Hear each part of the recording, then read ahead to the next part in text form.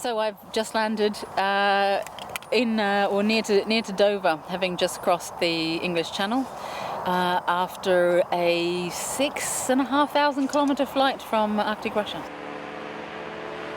So I started the journey up in the Pechora Delta in a small place called Kosnos, which is in the Nenetsky Nature Reserve and which is really important for the Bewick swans breeding ground.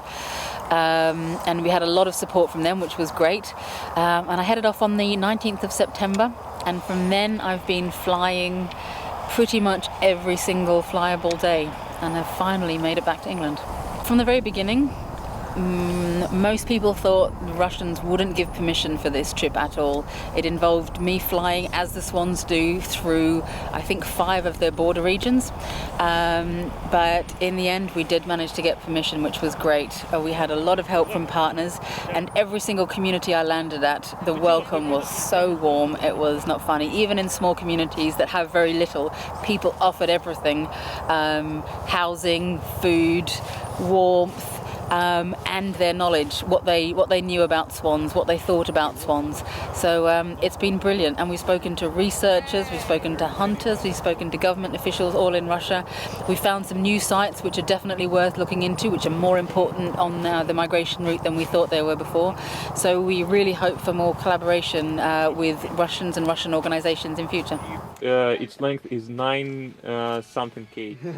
Up in the Nenetsky Nature Reserve, we had a huge amount of help from them in logistics and planning and boat rides, getting to the right position, but also help with knowing exactly where the swans are and sharing their knowledge on what they knew, for example, about breeding success this year. It seems like the breeding success was quite low. They potentially bred a bit too early. So that's been really useful information.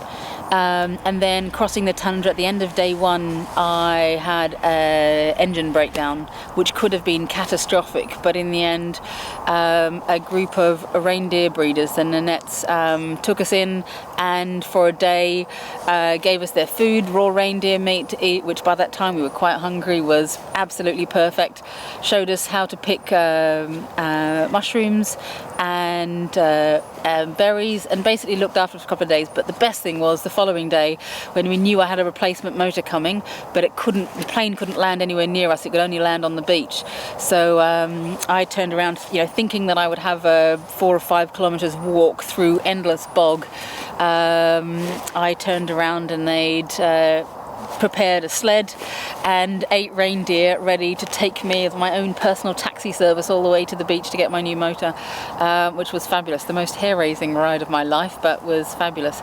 And that kind of reception happened again and again and again in Russia. For everybody who's been following this expedition, the landscape is absolutely spectacular. Big stretches of it look like they could be Mars or from another planet.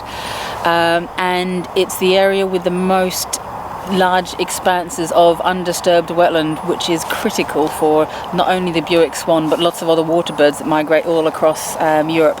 And I think it's been really important to highlight that for people in countries all across Europe. Think of the swans and these birds as theirs, to realise that actually they're only here at all because big areas of Russia are still wild and there are still perfect wetlands there for them. It's great to be home. It's been one of the most exciting journeys of my life with a great team of people, and we've just kept on meeting wonderful people all along the flyway. But it's been 3 months now of solid flying and I'm tired. So I'm tired, and it's nice to be home.